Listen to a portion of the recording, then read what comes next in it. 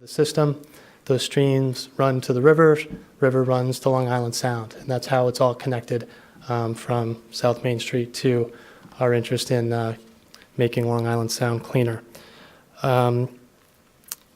This proposed ordinance is a requirement of our MS4 permit. That permit went into effect in January of 2017. You may recall our stormwater management plan went into effect in July of 2017. There are a number of different steps and requirements in the permit, and this is one of them. This is the ordinance that provides the authority for us to do investigations and follow what are illicit discharges in the stormwater system so that we can abate them. The ordinance also identifies a number of prohibitions, what individuals can and can't do in terms of discharging into the stormwater system. Individuals are residents, they are businesses, they are organizations. So in the ordinance, they're referred to as persons. Persons is the defined term. The ordinance also prohibits illicit connections to our stormwater system. An illicit connection might be a sanitary line from a home or a business that was inadvertently tied to our stormwater system, and as a result, sewage flows into the stormwater system. That happens, unfortunately, routinely in town, much of it based on an infrastructure that's very old and oftentimes difficult to locate. So from a practical point of view, the MS4 permit, we're already started a number of the different activities associated with it. Street sweeping has begun more in earnest, catch basin cleaning, and also water testing. We're required to take samples at different outfalls throughout town to determine whether or not there are pollutants in the storm water. Where now it's our obligation to, when we find those pollutants, we have to find the source and then eliminate the source. And this ordinance gives us that authority. The Community Development Department is identified as the responsible department for administration, but it involves several departments, including the Department of Public Works, as well as the Health District. Engineering and planning and zoning will play a major role. Engineering will manage our contractors, our consultants, the water testing and so forth. Planning and zoning will be more involved in the enforcement side of it, and record keeping and submission requirements to the state DEP. So the ordinance identifies this authority. It also spells out the authority to levy fines as needed. And in the case of commercial properties, enter a property and go in and make specific recommendations for abatement, monitoring, continued testing, and things of that nature. The ordinance it's a model ordinance. It's one that's being used statewide. Deputy Corporation Counsel Kimberly Bonham received it, I think, from CCM. Several communities are using this model and adapting it to their organizational structure. As I mentioned, it is a requirement under our permit and will become an important component of our larger illicit discharge detection and elimination plan that gets into the more specifics of how we'll have to go about tracking down these pollutants and trying to cease them. So with that, I'm happy to answer any questions. Dwayne Martin and Todd Dumay are here as well, who can backstop me. Thank you. Mr. Sweeney? Thanks for all this. Do all the 8-member towns of the MDC have this similar ordinance? I don't know where they are, where each of the 8 are in the process, but any community with an MS4 permit is required to do this. Depending on the size of the community, will determine what class of permit you have and how much time you'll have to adopt something like this. But my expectation is, yes, all 8 will have to do this, if not now, probably within a year. Thank you. Mr. Barnes? Thank you, Deputy Mayor. Mr. McGovern, I believe that this ordinance was discussed at the community planning, I think the last community planning meeting, and unfortunately it was a long meeting, and I believe I had to jump off before we had a chance to talk about this. But just a couple questions and a couple comments. One, I think you just mentioned that this is a My question was going to be who drafted it, where'd the language come from? And it sounds like it's a model that was created by CCM, and we, along with some other towns, have decided to adopt this model ordinance, correct? Correct. Okay. Did we add to this ordinance at all? Or did we take the CCM model, if you know, as is? I don't believe we added any additional requirements over and above what's required in the MS4 permit. The revisions were really on the basis of working within our organizational structure and using the town-specific department names and things of that nature. Okay. And from what you've said, this is a requirement. It Yes. sounds like we don't have a choice Correct. to enter into, or to pass this ordinance. Did we have, in town, do we have anything in place before this that prohibited town residents from, pouring pollutants into our, disposal, into the catch basins, I guess? That'll answer that question. For the record, Todd DeMay, Town Planner. Yes, we do have an ordinance on the books. I forgot the reference in the code, but it's a broad-based ordinance, I think, that fits under our litter provisions. And one of there, it says you cannot dump or dispose of litter into our waterways, among other areas. But it wasn't as specific as was required under this permit. And does that ordinance provide for any type of fine to residents? There was a fine provision, I believe. Pat has it there. You can probably find it quicker than I could, but we can Okay. look at that. It was, when I looked through when I read this today, there were a couple things that concerned me. One, it doesn't appear to have any, intent requirement. It's not like somebody in town has to intentionally do something or recklessly do something. It's if it happens, either, directly or indirectly, there's, potential liability or responsibility for it. So, it could just, whether it's fertilizer on somebody's lawn or something that gets into the storm drain, and we're able to investigate and determine that it came from somebody's property, they would be responsible for, the cleanup, the testing, the remediation to make sure all of that is taken care of. And according to, the ordinance, it's, I think, $250 per day while you're doing the testing and everything. And, there are appeal rights, injunctive relief, and I think if you don't clean it up within a certain amount of time, the town has the authority to come on your property and do the remediation and then send you the bill for it, essentially. And so it just seemed like it was very strong in terms of, what the town can do and what the potential exposure would be to our residents, including the water course protection provision, that if you have any type of, water body that, runs through your property, you're now, I assume you're now responsible for, basically making sure that it's clean of all vegetation, obstacles, et cetera, trash, debris. And I'm not sure if that was a requirement before as well. So, those are my concerns. I mean, have those types of concerns been raised? Has the state or the federal government addressed them? Can you add anything to, what this potentially could do to the residents? And, have we done any, public outreach to let people know that, that this is now going to, whatever the effective date is going to be the law in town? The public outreach is another component of our MS4 permit requirements, and that will begin. You're right. I mean, it is stiff, so to speak. The entire permit is, and the requirements on the town are as well. So I would say that, we're struggling a little bit in terms of our ability to manage all of these different elements of the permit requirement, and we will struggle as well in the enforcement side of it. So we'll have an obligation to follow up on things that we find in mandatory testing.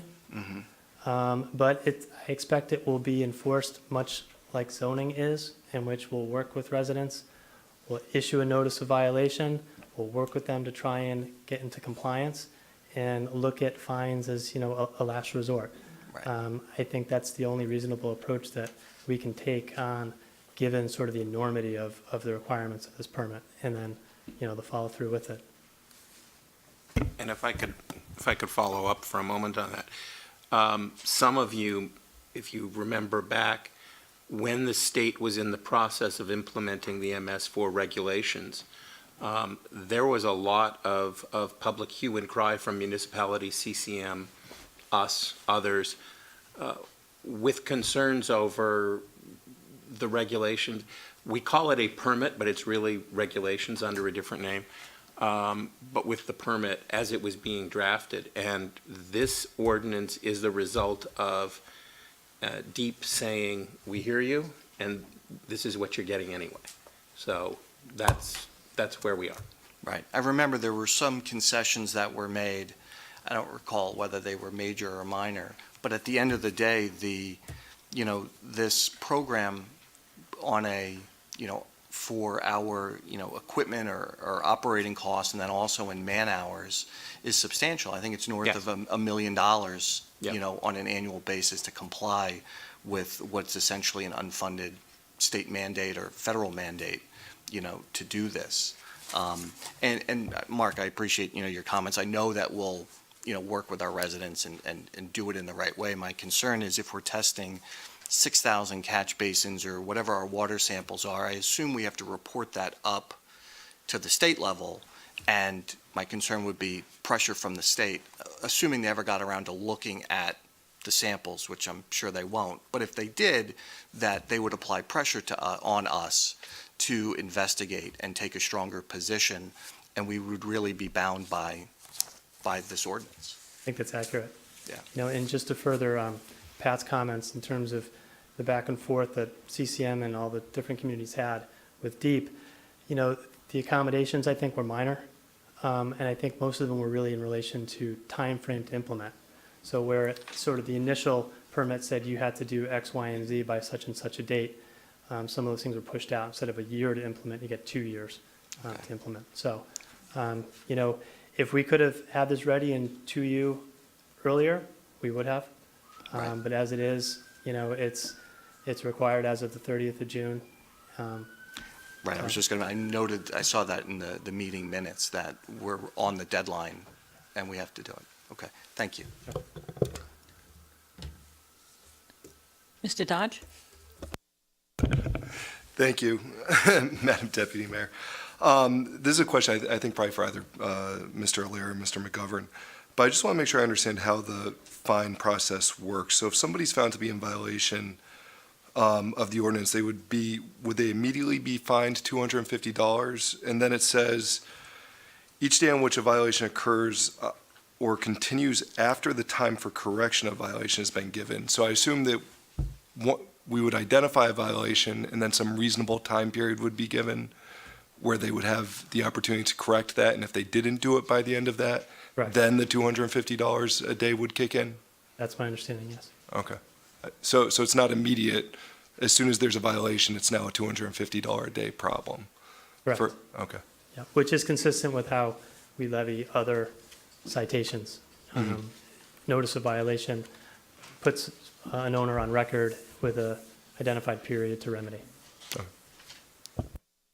Mr. Williams? Thank you, Madam Deputy Mayor. Mr. McGovern, thanks for taking the time to explain this, and I appreciated also the clarity as to whether or not there's a regulation versus the permit, because, one of the other things the public may not know is we bought an extremely advanced truck as a result of this program. It's like a spaceship, that thing. And do you know how much that thing was off the top of your head? I know John's not here, but Yeah. regardless, it's been very expensive. But my question was, I think the MS4 program is the genesis of it was the Bush administration. Isn't that right? It was some time ago. It goes back some time. I'm not sure specifically. So we now have a federal administration that really prides itself on cutting regulations. In case you haven't heard, it's often spoken. But any word on whether the regulations surrounding MS4 have been lobbied to be changed, or is there any sort of federal eye on this program specifically that you're aware of? No, I'm not, and I'd be surprised if there was, because actually the state of Connecticut is delinquent in this implementation. Other states are far ahead. So we're sort of trailing the place, so to speak. In other Northeast states, they've had this in place for years. Okay. And it's a federal mandate, all states, all municipalities. All right, thank you. Mr. Davidoff. Thank you. I have a question. So in Article 2, it says discharge prohibitions of illegal discharge, and it says that no person shall discharge any pollutants into the stormwater thing. And then it defines in the definition portion what a pollutant is, and I just want to concentrate on pesticides, herbicides, and fertilizers. And then it talks in the definitions of what an illegal discharge is, which says any direct or indirect non-stormwater discharge. So my question is, to the resident who has a company who uses lawn chemicals to fertilize their lawn, and then we get a rainstorm, and then I wouldn't say that that was a discharge, I would say that would be a runoff. So the question is, what's the distinction between a runoff and a discharge? Because in the end, they're both ending up in the storm basin, and when you do a testing, it's going to be a little difficult to discern whether or not somebody sprayed into the catch basin or if it ran off the resident's lawn. I know it's a long question. Those may be two technical engineering terms that I may defer to the town engineer. Is there a difference between runoff and discharge?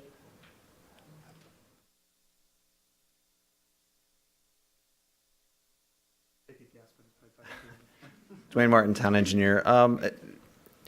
Essentially, if it reaches a water body, water course, then it can be considered an illicit discharge. But there needs to be a certain concentration of whatever the pollutant is in order for it to trigger being considered an illicit discharge.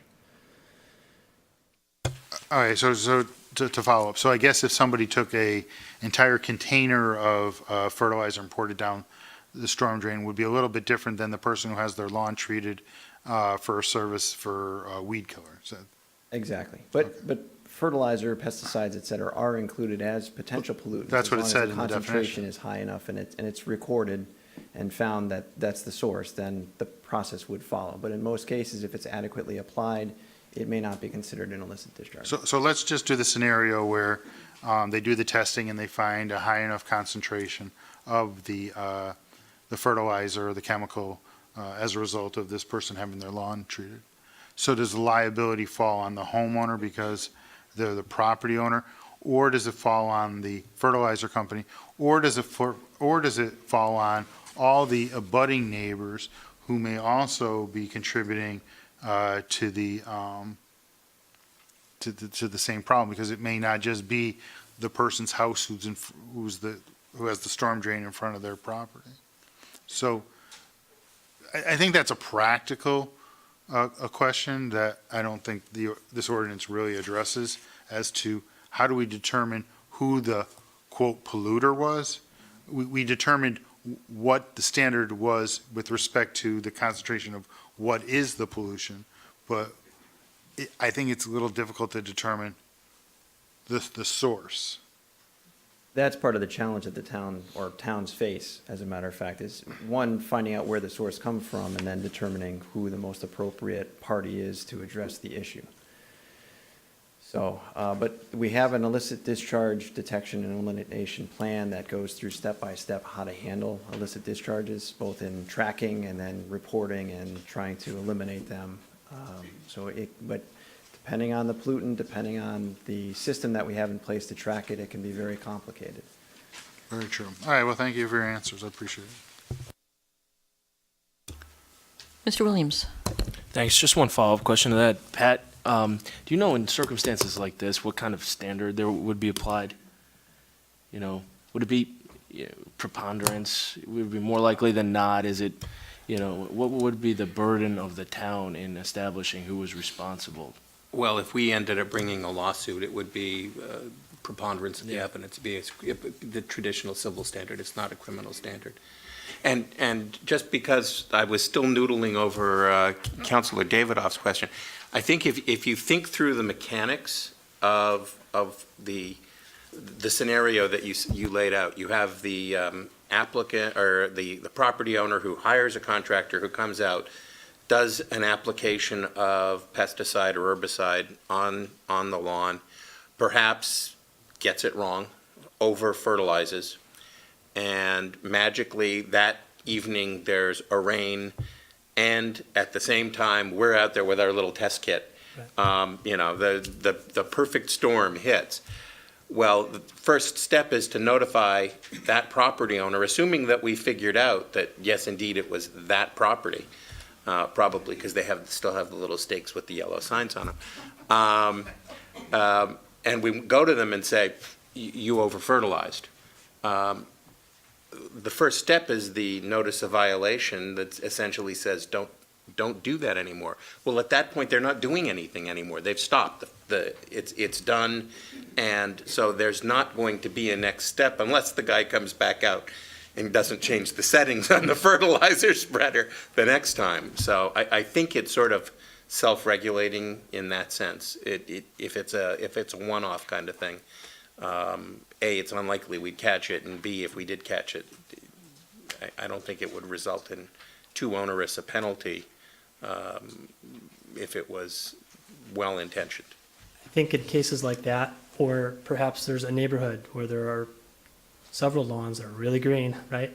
But you can't determine where it's from. I think the issue is really addressed through the public education. It might mean that we send a mailing out to everyone in the neighborhood that says we have test levels that show higher than usual concentration, but we can't determine who.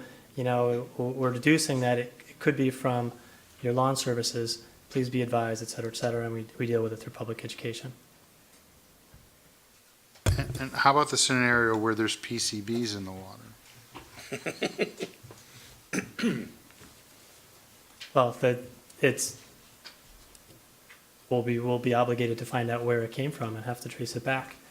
And there are methods of doing that will be laid out in our plan about how we go about doing that.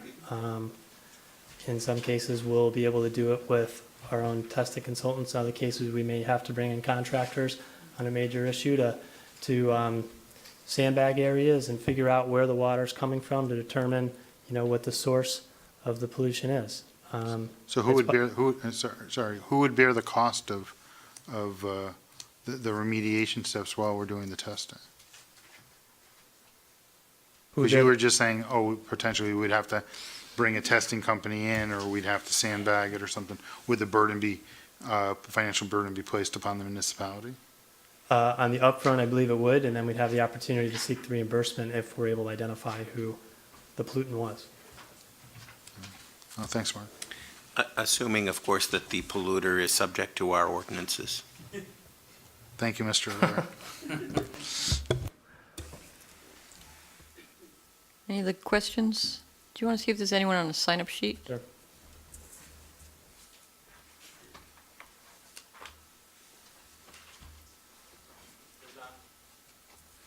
Anyone in the audience like to speak to this public hearing?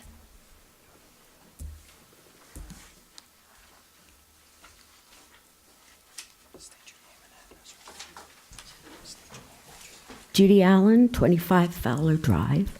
Mostly I have questions. We've been talking about residents, but what if it's the town that's responsible, the road salts or the fertilizers that the town uses? I don't know how the town gets fined or addresses that.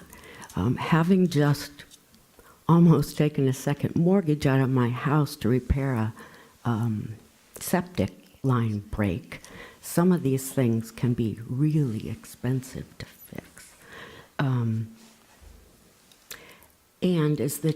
So you find a source of pollution. Is the town responsible for treating what you find before you can find the source of it? Does the town have to treat any of it?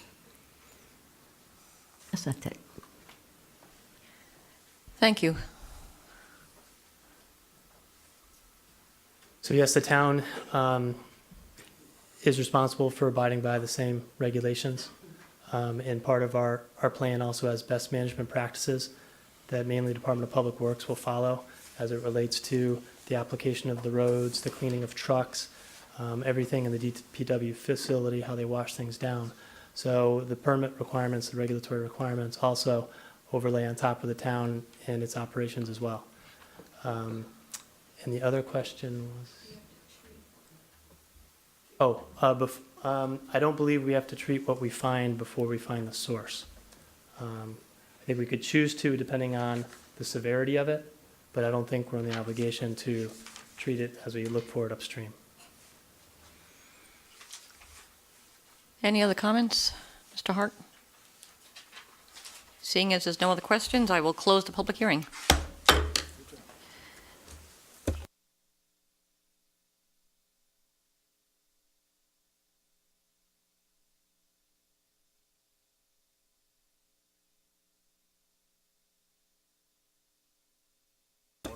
We're good.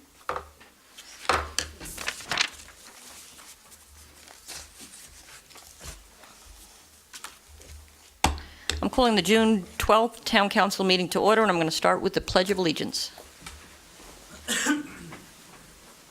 Allegiance to the flag of the United States of America and to the republic for which it stands, one nation, under God, indivisible, with liberty and justice for all.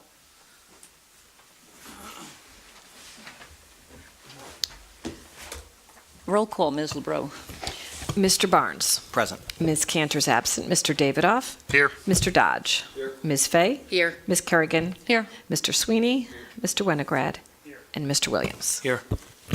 Thank you, Ms. LeBreau. I entertain a motion to suspend the rules to read a proclamation into the record. All in favor? Second. Second. All in favor? Aye. All opposed? The motion passes. The Town of West Hartford proclamation, whereas the health and vitality of a community is reflected in the participation of its citizens in those activities that further the strength of the town, and whereas despite advances in medical technology and research, men continue to live an average of 5 years less than women, with Native American and African American men having the lowest life expectancy, and whereas educating the public and healthcare providers about the importance of healthy lifestyle and early detection of male health problems will result in reducing rates of mortality from disease, and whereas men who are educated about the value that preventative health can play in prolonging their lifespan and their role as productive family members will be more likely to participate in health screenings, and whereas fathers who maintain a healthy lifestyle are role models for their children and have happier, healthier children, and whereas the Men's Health Network worked with Congress to develop a national men's health awareness period as a special campaign to help educate men, boys, and their families about the importance of positive health attitudes and preventative health practices, and whereas Men's Health Month will focus on a broad range of men's health issues, including heart disease, mental health, diabetes, and prostate, testicular, and colon cancer. And now, therefore, it be proclaimed that on behalf of the Town Council and the residents of West Hartford, I, Mayor Sherry G. Cantor, do hereby recognize June as Men's Health Month in the town of West Hartford and encourage citizens to pursue preventative health practices and early detection efforts. Number 4, Mr. Davidoff. Thank you. I move adoption of the minutes of the Town Council meeting of 5/22/2018, the minutes of the public hearing on 1 Memorial Road, 5/8/2018, and then the approval of the minutes of the public hearing on the Neighborhood Assistance Grant on 5/22/2018. Number 5 is a public forum. This is the section. We've got to vote. Oh. Moved and seconded. All those in favor? Aye. All those opposed? Motion carries. Public forum, this is the section of Town Council meeting for comments from the public on something that is on the agenda but not subject to a public hearing. It is blank. Seeing that there's no one signed up, is anyone in the audience that would like to speak to something that's on the agenda but not the subject to a public hearing? Okay. Number 7, Mr. Davidoff. Number 6, I move that we place items 16 through 19 on the consent calendar. Second. All those in favor? Aye. All those opposed? Motion carries. Item number 7, Mr. Davidoff. Let's continue, okay. I move that the application by 47 Pratt Street LLC owner, 1340 and 1344 New Britain Avenue, and 8-16 Berkshire Road, requesting a change of the underlying zone for 1.7 acres at the northwest corner of the intersection of New Britain Avenue, Berkshire Road, from R6, one-family residence district, to RM2, multifamily residence district, and special development district designation for a proposed 26-unit multifamily development in 3 buildings to be known as Berkshire West, be continued, or to be tabled until June 26, 2018 at 6:30 in the legislative chamber. Motion has been made and second. All in favor? Aye. Opposed? Motion passes. Item number 8, Mr. Davidoff. Thank you. I move adoption of an ordinance concerning the regulating of non-storm water discharges to the town's storm drainage system. Second. Motion has been made and second. All in favor? Oh, discussion. What's that? Okay. Pat, would you like to speak to the issue? Sure, just, this was the subject of a public hearing you held just before the start of the meeting. The ordinance in front of you is a result of a pass-through, if you will, of our obligation from the state, which in turn is passing it through from the EPA to regulate stormwater discharges and pollutants in stormwater discharges. We are required by a state permit to implement this ordinance to comply with the requirements of that permit, and the deadline is June 30th. In essence, it regulates and prohibits discharge of pollutants into the stormwater system. Thank you. So the motion's been made and second. All in favor? Does anybody have anything to say? Well, I looked around. No one. Oh. Do you have something to say? I do. Oh, Councilor Barnes. Thank you. As Mr. Allaire mentioned, this was the subject of a public hearing tonight, and based upon the report that we received, it's really out of our hands. It's kind of odd that we're even asked to vote on it, since it's required by the permit and apparently required by federal and state law to be part of this MS4 program. But it is an example, another example, unfortunately, of an unfunded mandate that's been passed on to our town, and it's very costly. The combination of capital expense to purchase equipment and man hours. I'm sure we've hired people in the Public Works Department to be able to, satisfy the requirements that we have under the permit and under this ordinance for not only testing the 6,000 catch basins and doing all of these water samples, but then also the investigation when at some point we do find something that we need to investigate, and the cost of that.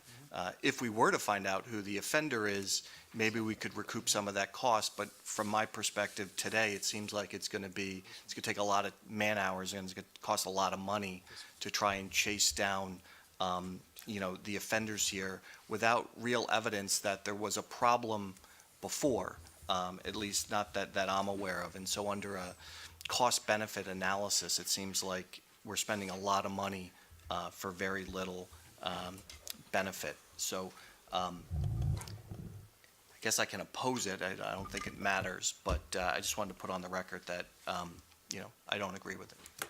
Thank you. Mr. Williams? No comments? Mr. Thank you.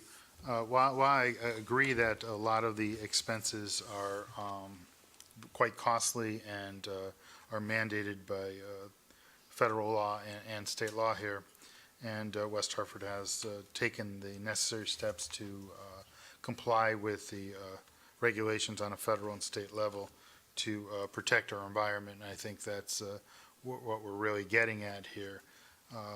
With respect to whether or not the particular program was rolled out properly, that leaves a lot to be desired and questioned. And I agree with Councilor Barnes that there are a lot of questions that are unanswered still to see how it plays out. And I think during the public hearing, we examined just certain scenarios as to what if, or who's responsible, or how do we address this? And there's not answers that have been provided. So I sort of feel that a lot of the discharges that will be made that are non-stormwater to our water courses are basically unanswered and will be answered probably on a case-by-case basis to perform what's basically known as the best practices and what's acceptable going forward. Is that the best way to legislate and make changes? I question whether or not that is, but I think that's the scenario that's really been created here and we're faced with. With respect to this particular ordinance, I don't really think that we have a choice. We're sort of in a position as a municipality in the state of Connecticut, and we need to comply with the regulations, and the state of Connecticut has to comply with the regulations of the federal government. So this isn't really something that we can just say, no, we're not going to do it. I don't think that's an option, unfortunately, with respect to all the different provisions. But I can understand anybody's objections to the things that are in the ordinance this evening. But I think just for the sake of what we need to do here, I think on a case-by-case basis, we'll make improvements to this ordinance as time warrants, I think. Thank you. Mr. Dodge, did you have something to add? No? Anyone else? Councilor Barnes? Mr. Davidoff's comments reminded me of an action that this body took with respect to medical marijuana and dispensaries and growing facilities, where the issue really was whether we were going to comply with federal law or not. And this body decided to ignore federal law and go forward with the state medical marijuana program and actually zoning, where those facilities could go. So, I understand the point, but we have acted contrary to federal law in the past. And while this ordinance, the purpose of the structure of it is to protect the environment, at least that's the way it's being presented, it really comes down to whether the cost of what we're being asked to do really results in a benefit to the residents in our town. And I think that's a pretty big question that's gone unanswered. No one else? So a motion has been made and seconded. All in favor? A roll call. Mr. Barnes, No. Mr. Davidoff, Yes? Mr. Dodge, Yes. Ms. Fay, No. Ms. Kerrigan, Yes? Mr. Sweeney, Yes. Mr. Winograd, Yes. and Mr. Williams. Yes. It passes. Thank you. Item number 9, Mr. Davidoff. Thank you. I move that we set for public hearing on July 17, 2018 at 6:15 in the Legislative Chamber and refer to TPZ and CROG, an ordinance editing the schedule of permitted accessory uses, section 27 for food trucks. Second. Motion's been made and seconded. All in favor? Aye. All opposed? Motion passes. Item number 10, Mr. Davidoff. Thank you. I move adoption of a resolution to appropriate grant funds of $59,800 awarded to the town of West Hartford under the Federal Highway Safety Program for the purpose of distracted driving, high visibility enforcement. Second. Mr. Hart. Thank you, Deputy Mayor. The town's had this program in place, working through our police department the last couple of years as distracted driving has become more and more of an enforcement issue for us. So this is a grant that we've applied for, and we've received these monies. We're requesting council's approval so that we can continue to conduct this program. Thank you. So the motion has been made and seconded. All in favor? Aye. Aye. Aye. All opposed? The motion passes.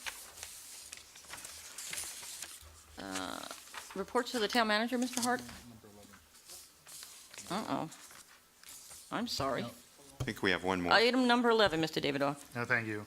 I move adoption of a resolution to amend the budget of the fiscal year 2018-2019 Community Development Block Grant Fund based upon award notification from the U.S. Department of Housing and Urban Development. Second.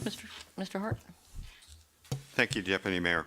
So the town, every year, we receive a grant under this program. And given the timing of the budget cycle, we only had an estimate as to what the award may be. When we received the notice, which was after we adopt our budget, we found that we would be receiving an additional $93,000. So that's good news, and we're requesting council action to appropriate the monies. We would use this funding primarily for ADA accessibility projects at our parks and other municipal facilities. Motion is made second. All in favor? Aye. Opposed? The motion passes. Reports to the town manager, Mr. Hart.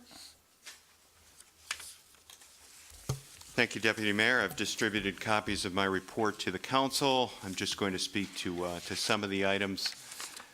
And then, Deputy Mayor, the last couple of pages, upcoming events and announcements are for you.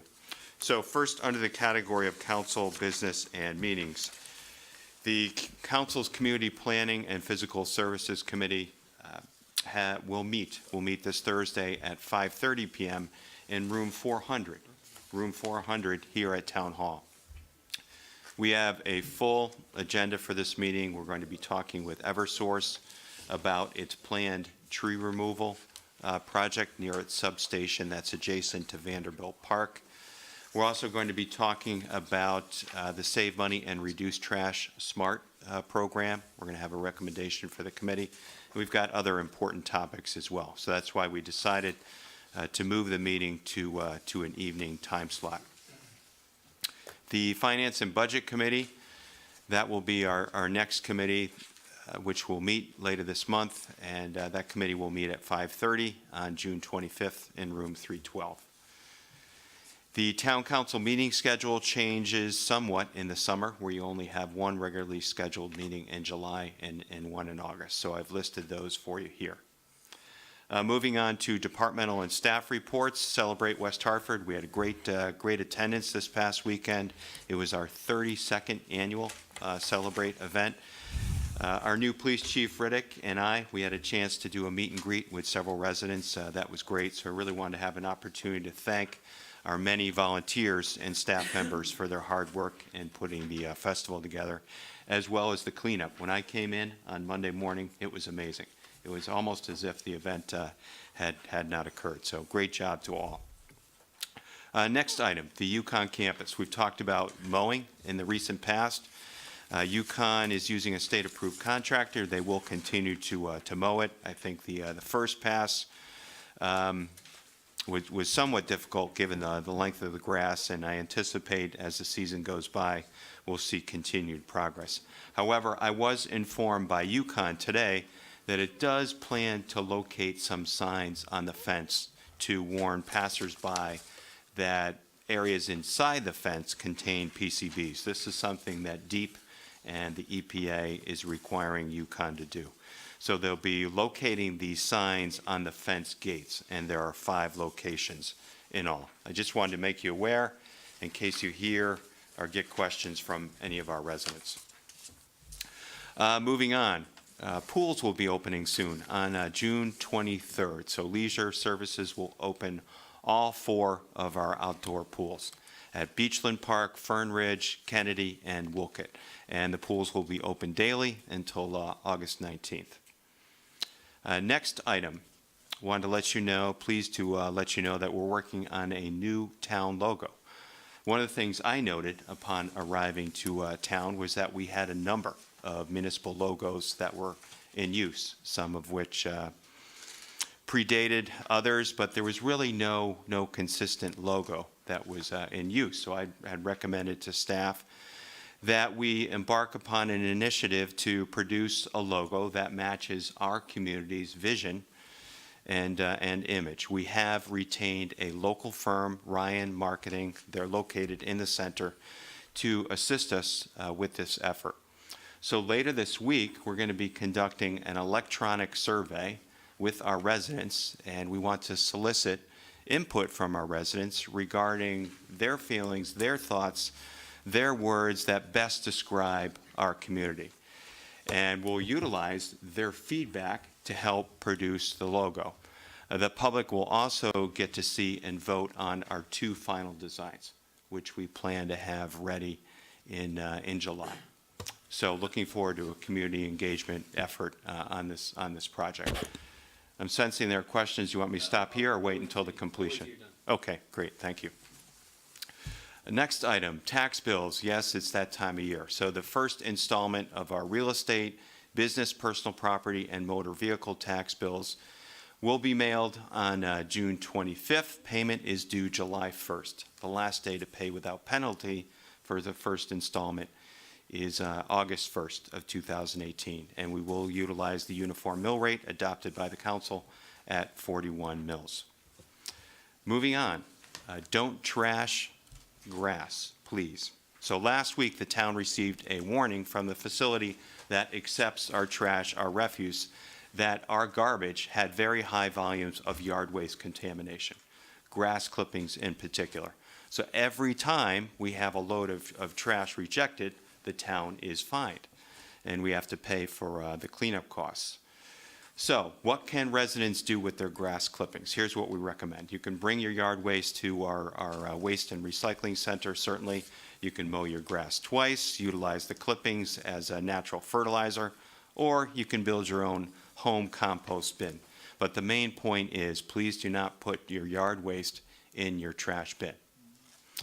Moving on to the next category, outside agencies. The Capital Region Council of Governments, which we belong to, tomorrow they will be hosting their 45th annual meeting. Tomorrow at noon, June 13th. And very pleased that this year they'll be holding the meeting at our new Housing Authority project at 616 New Park Avenue. And this will provide us with an opportunity to showcase the project. I know that the Deputy Mayor will be attending with me and helping out with the introduction. An item that Mr. Allaire made me aware of earlier today, the Connecticut Conference of Municipalities will hold a Freedom of Information training workshop specifically for municipal personnel and members of boards, commissions, and committees. And they're going to hold this training session on Tuesday, July 10th at the Harwington Town Hall, not that far away, a couple towns over. It will be held from 9 a.m. to 12 noon. So that's a training opportunity for folks who may wish to participate. I've got 2 other items that I had not written up. I would like to thank council members for coming out on Memorial Day. It's been a little while since we've had a council meeting, for coming out and participating in the parade and for attending the commemoration afterwards. Greatly appreciate your involvement and attendance, as well as at Chief Riddick's swearing-in ceremony, which was held the next day, Tuesday the 29th. We did pick the middle of the day. I know that was a little challenging given everyone's work schedules, but we really wanted to maximize attendance on the part of our police officers, and we did have great attendance from members of both our own PD as well as police departments statewide. So that was a really nice ceremony, and the chief had a very busy first week here in West Hartford, and I know he greatly enjoyed the Celebrate event. That completes my report, Deputy Mayor. Happy to take any questions council members may have. Councilor Sweeney. Yes, so, Matt, thank you for this report. When I was reading through this, I was kind of taken off by the new town logo, because it's the first that I've heard of it. And I was wondering if it was something that we could potentially discuss in the Admin and Technology Committee, since I think that's kind of the place where that exists, particularly if we're going to be doing a survey for all folks in town to start contributing to. I don't remember being asked of whether or not that was something that we wanted to change. I mean, I think I like that town logo currently, but I would be definitely welcome to updates to it. But this was just kind of, this is the first I'd heard of it. Well, I certainly wanted to make the council aware, before we engaged in this survey, so that you weren't surprised. And, we could certainly have a discussion at that committee. Yeah, I mean, I think it'd be great. I mean, I think the last survey we did was through UConn, and we did like a subcommittee. I think that's good for folks to have, particularly on the council, of understanding what we're shopping and what we're looking for, to give some input to staff at that level. I think that's kind of important. and just generally why we're making this move for us to understand that too, because I don't, at this, right now, I don't understand it, but I would love to hear more of it, and again, this is the first that I've heard of it. I appreciate the initiative you're taking to get everyone on the same page and, make everything have one symbol, and I appreciate that, but I'm also, it's the first I've heard of it, so would love to have a further conversation of that. Be happy to do that. And before we do a townwide survey, if possible. Certainly, if that's the council's preference, I could see where this could go to any number of committees. The Economic Development Committee, for example, may want to weigh in. If the council would prefer that we hold off before we conduct this community engagement effort, we'll do that. I would prefer, so. Okay. Yep, I'm fine with that.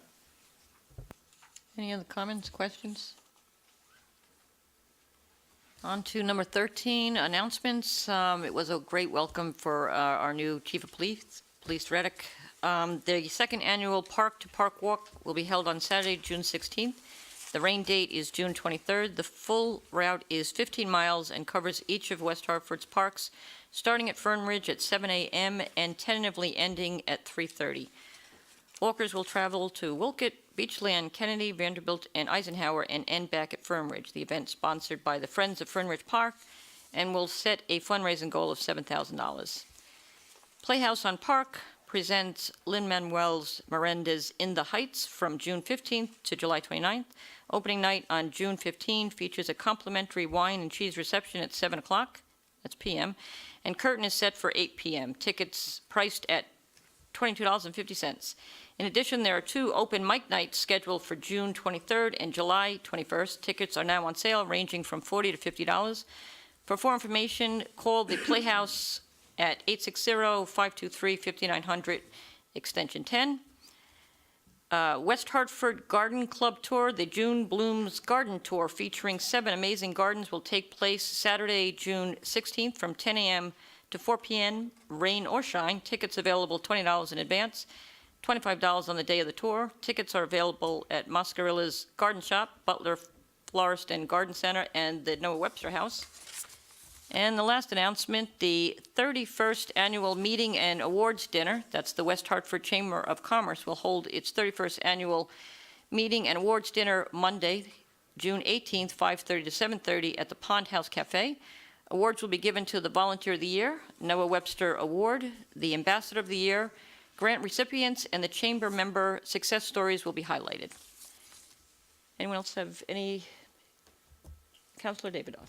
Thank you. I just want to add to the Chamber Award Dinner, the Noah Webster Award honoree this year is Ronnie Newton from weha.com. So congrats to Ronnie. And the other I want to, it happened, I think, near the end of May. I want to congratulate Councilor Barnes and his family and his daughter on his daughter's appointment to the United States Coast Guard Academy. It's a great achievement, and there was a program held here at Town Hall presented by the American Legion, which honored all the students who reside in West Hartford, whether or not they attend the West Hartford Public Schools or Kingswood or Loomis or Northwest Catholic. And it was probably one of the nicest evenings I've been to in terms of a program where each of these students were recognized for their commitment to serve our country and the willingness to serve. And I just want to point out that at that evening they had this speaker, who was a Medal of Honor awardee, that gave probably the most encouraging, inspiring dialogue with what makes a leader and what is leadership and what are the traits of leadership.